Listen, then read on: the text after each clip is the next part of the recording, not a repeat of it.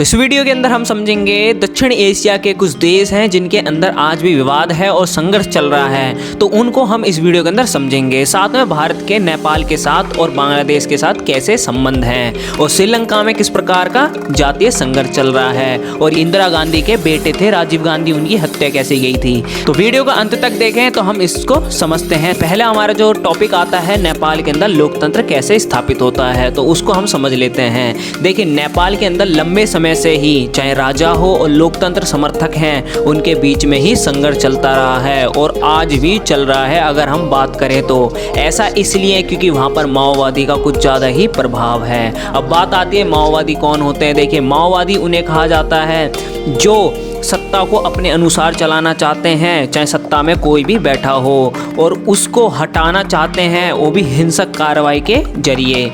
पर देखिए, ऐसा ये करते रहे हैं नेपाल के अंदर, इसीलिए हमेशा संविधान जो है बदलता रहा है और वहाँ की जो सरकार है उसका हमेशा तख्ता पलट रहा है, होता रहा है। तो चलिए हम नेक्स्ट पॉइंट समझते हैं। 2002 नेपाल के राजा ज्ञानेंद्र प्रतिनिधि सभा को भंग करके शासन की बागडोर अपने हाथ में ले लेते हैं। अब यहीं से देखिए सबसे बड़ी समस्या ये होती है, जो ये राजा होते हैं वहाँ पर उस समय थे नेपाल के अंदर शुरू से ही, आप ये बात ध्यान रखना, यहाँ पर राजतंत्र पाया जाता है। और यहाँ के जो राजा थे ज्ञानेंद्र, उन्होंने 2002 में जो शासन की बागडोर थी अपने हाथ में ले ली थी, क्योंकि वहाँ की जो प्रतिनिधि सभा थी उसको भंग कर दिया था। अब प्रतिनिधि सभा कौन थी? नेपाल की लोकसभा ही थी। इसको पूरी तरह से भंग कर दिया गया और इसने अपने हाथ में ले ली। अब इसने क्या करा, 2005 के अंदर सभी नेताओं का मुंह बंद करने के लिए, सभी नेता इसके खिलाफ आवाज ना उठा सके, इसलिए क्या कर रहा, इसने आपातकाल की घोषणा लगा दी और जितने भी लोग थे उनकी स्वतंत्रता को समाप्त करके नेताओं को नजरबंद कर दिया गया। लेकिन नेता भाई मानने को कहाँ तैयार थे, नेता फिर भी आए सामने। कुछ राजनीतिक पार्टियां थी, कुछ राजनीतिक दल थे जिन्होंने विरोध करा और अपना विरोध को काफी ज्यादा तेज कर लिया था। इसी के साथ हम आगे समझते हैं। 2006 में 7 राजनीतिक दल थे जिन्होंने 19 दिन तक नेपाल के राजा के विरोध आंदोलन चलाया था और जिसके अंदर मैं बता दूं आपको 21 लोग मारे गए थे, 21 लोग, और उसमें से 5000 लोग घायल हुए थे। ये बहुत ही बड़ी समस्या थी नेपाल के लिए, क्योंकि वहाँ पर ये आंदोलन चलाया जा रहा था और राजा जो था बिल्कुल खामोश बैठा हुआ था। तो ये था किसके खिलाफ था ये आंदोलन चलाया जा रहा था, उसकी आपातकाल की घोषणा के विरोध में। इसी के साथ हमारी जो बात आती है, नेपाल के राजा होते हैं राजा ज्ञानेंद्र, वो क्या करते हैं 2006 में आपातकाल की घोषणा वापस ले लेते हैं इन्हीं के चलते हुए, इन समस्याओं के।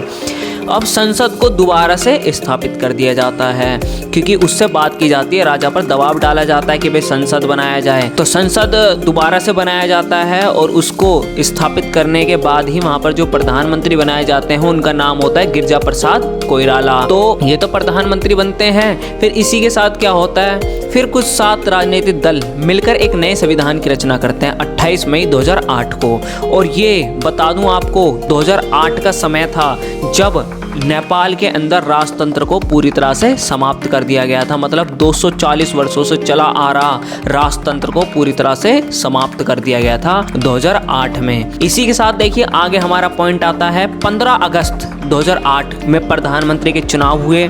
उसके अंदर पार्टी थी नेपाल की जिसका नाम है CPN, मतलब कम्युनिस्ट पार्टी ऑफ नेपाल, ये पार्टी थी। इसके जो नेता थे उनका नाम था प्रचंड।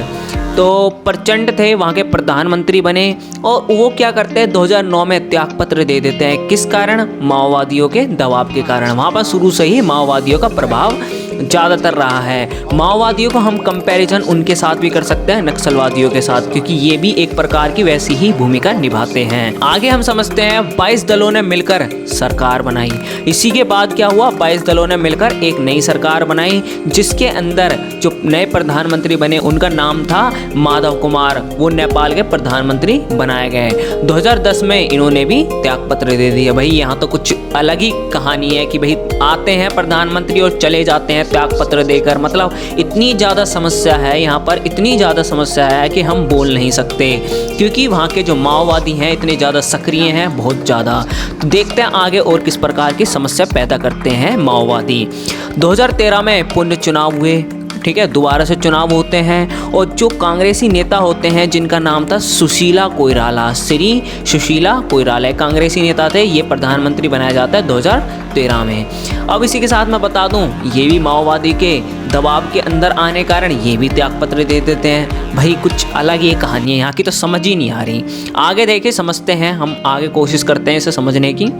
तो राजा की सेना, लोकतंत्र समर्थक और माओवादियों के बीच लंबे संघर्ष के बाद, मतलब देखिए यहाँ पर क्या हुआ, इन्होंने त्यागपत्र दे दिया सुशीला कोइराला ने, ठीक है, वो भी माओवादियों के विरोध के कारण ही त्यागपत्र दे रहे हैं। अब इसके अंदर बात आती है कि इतने लंबे संघर्ष के बाद, चाहे वो राजा हो, राजा की सेना हो, लोकतंत्र को समर्थन करने वाले ही क्यों ना हो, और चाहे माओवादियों के भी बीच में जो संघर्ष था इतना लंबा, वो 2015 को नेपाल में नए संविधान की रचना के साथ ही इस चीज़ को समाप्त किया गया, इनके संघर्ष को समाप्त किया गया और नए प्रधानमंत्री चुने गए जिनका नाम था KP शर्मा ओली। आप इन्हें देख सकते हो, आज भी नेपाल के प्रधानमंत्री हैं, लेकिन फिर भी माओवादी आज भी सक्रिय हैं, ध्यान रखना। तो चलिए इसी के साथ बात आती है भारत और नेपाल के संबंध। भारत और नेपाल के संबंध किस प्रकार के हैं, तो चलिए इन्हें समझते हैं। नेपाल और भारत के बीच शुरू से ही काफ़ी अच्छे संबंध रहे हैं और दोनों देशों ने कई प्रकार की संधियाँ भी की हैं। उनमें से ही एक संधि की बात करें हम,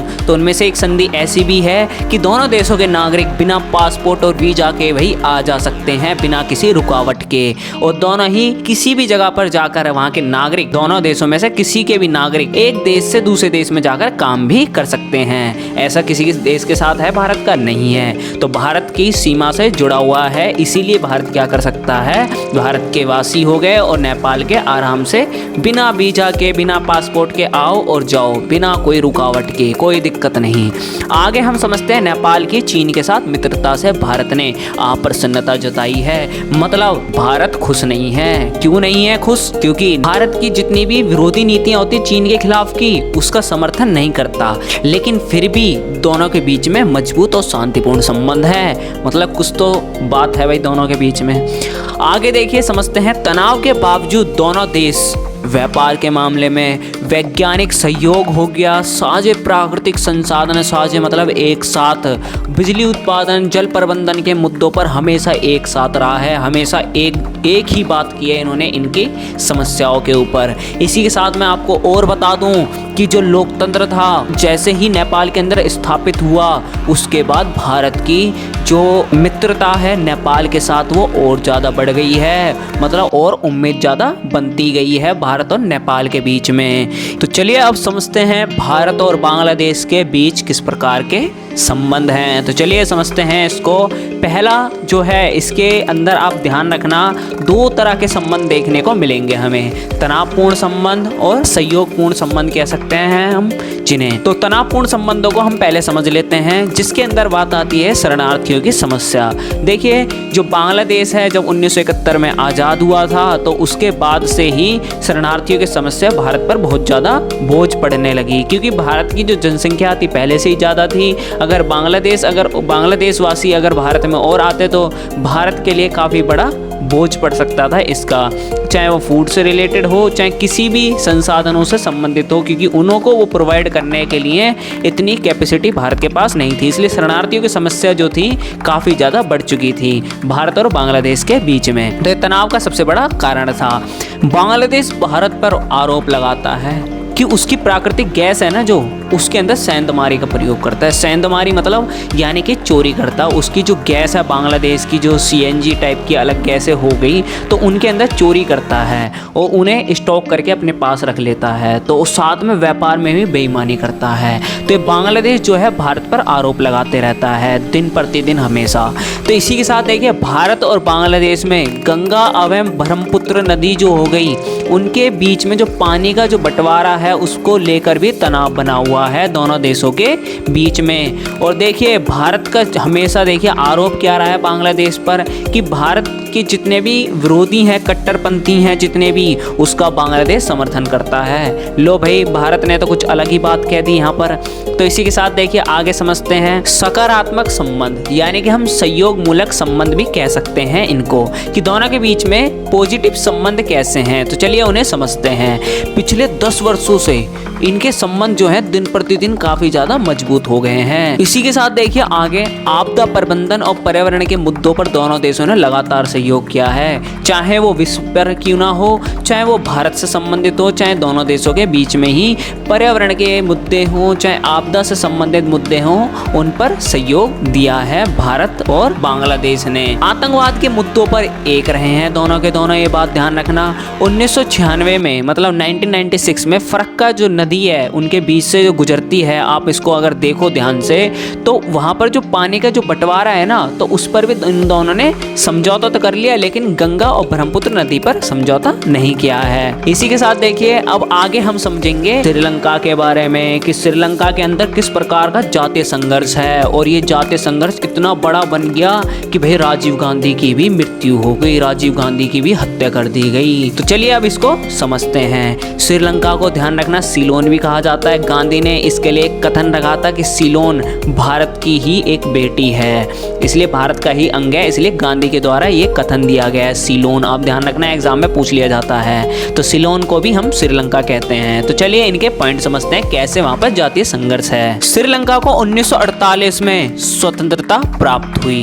देखिए स्वतंत्रता इसे प्राप्त होगी भारत की आजादी के 1 साल बाद ही। तो लेकिन क्या है, मैं आपको बताऊं कि श्रीलंका के अंदर लोकतंत्र, सामाजिक और आर्थिक क्षेत्र में पूरी तरह से स्थिति अपनी अच्छी बना रखी है श्रीलंका ने। लेकिन समस्या इसके अंदर भी है, वो कौन सी?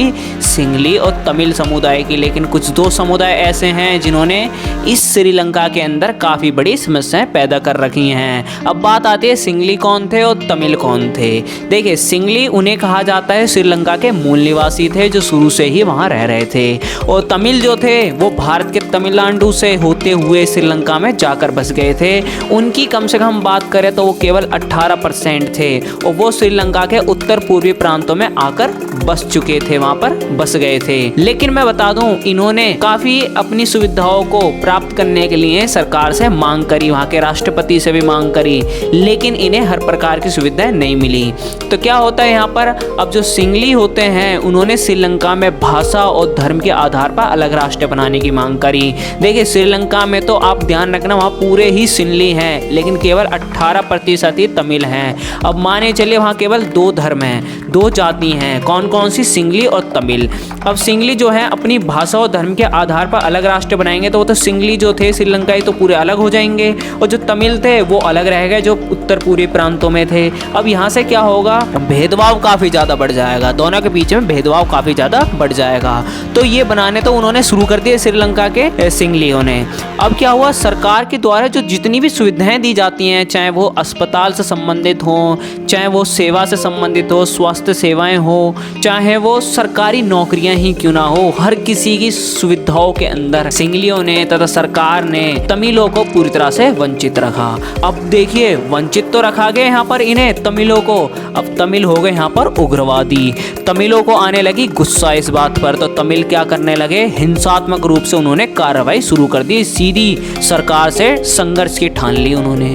तो सबसे पहले उन्होंने क्या करा, लिट्टे की स्थापना कर दी 1983 में, जिसे हम लिबरेशन टाइगर ऑफ तमिल एलाम भी कहते हैं। इसकी फुल फॉर्म है, ध्यान रखना, LTTE की। एग्जाम में पूछ लेते हैं, 1983 में इसकी स्थापना हुई। इन्होंने इसकी स्थापना करी और सरकार से सीधे संघर्ष की ठान ली। इसी के साथ क्या होता है, 1987 में भारत और श्रीलंका के बीच में एक समझौता होता है, ताकि इनके बीच में जो संघर्ष चल रहा है, जो तनाव था, ये हिंसात्मक होते जा रहा था, तो इसको शांत करने के लिए भारत ने क्या करा, श्रीलंका के साथ समझौता किया 1987 में, और साथ में अपनी शांति सेना भेजी ताकि लिट्टे को शांत किया जा सके, जिसे हम IPKF भी कहते हैं, यानी कि इंडिया पीस कीपिंग फोर्स। लेकिन ये वहाँ तो गई, लेकिन इसका भी विरोध होने लगा काफ़ी ज़्यादा और इसको वहाँ से वापस लौटना पड़ा बिना किसी काम के, और ये वापस आ गई मुंह उठाए ऐसे ही। अब आगे देखिए 1991 में, अब बात आती है वही सबसे बड़ी जो इसके अंदर टॉपिक में है। जो राजीव गांधी थे वो 1991 में खुशी खुशी जाते हैं चुनाव प्रचार करने के लिए, लेकिन क्या होता है, तमिल लोग थे इतने उग्रवादी हो गए थे, उन्होंने क्या करा, राजीव गांधी की ही हत्या करवा दी। तो आप इसकी जो फुटेज है यूट्यूब पर भी देख सकते हो, इनकी हत्या कैसे की गई थी, ठीक है, वो भी इलेक्शन के दौरान, यानी कि चुनाव प्रचार जब हो रहे थे। तो आगे हम समझते हैं जातीय संघर्ष तेज होने से विस्फोट तथा हत्याएं होने लगी। इतना ज्यादा संघर्ष तेज हो गया कि काफी ज्यादा हर जगह पर विस्फोट होने लगे, लोगों की हत्याएं होने लगी। तो मतलब ये शांत होने को तैयार ही नहीं था ये लिट्टे। तो अब क्या हुआ भाई, अब भाई आए राष्ट्रपति, श्रीलंका के राष्ट्रपति। उन्होंने मई 2009 में घोषणा कर दी, किस चीज की, कहा कि हम सैनिक कार्यवाही के द्वारा लिट्टे का जो प्रमुख है, जो हेड है, जिसका नाम है प्रभाकरण, उसको मारा जाएगा और उसको मारने की घोषणा कर दी। तो इससे क्या हुआ, उनकी मृत्यु हो गई प्रभाकरण की, और इसी के साथ जो 2 दशकों से चला आ रहा खूनी संघर्ष था वो पूरी तरह से समाप्त हो गया यहाँ पर। मतलब ये लंबे समय नहीं रहा, 2009 के अंदर ही पूरी तरह से समाप्त हो गया। ठीक है, तो इसी के साथ हम इस वीडियो को ख़त्म करते हैं। नेक्स्ट वीडियो के अंदर हम पढ़ेंगे सार्क के बारे में, साफ्टा और साप्टा के बारे में। तो चलिए इस वीडियो को यहीं पर समाप्त करते हैं। Thanks for watching.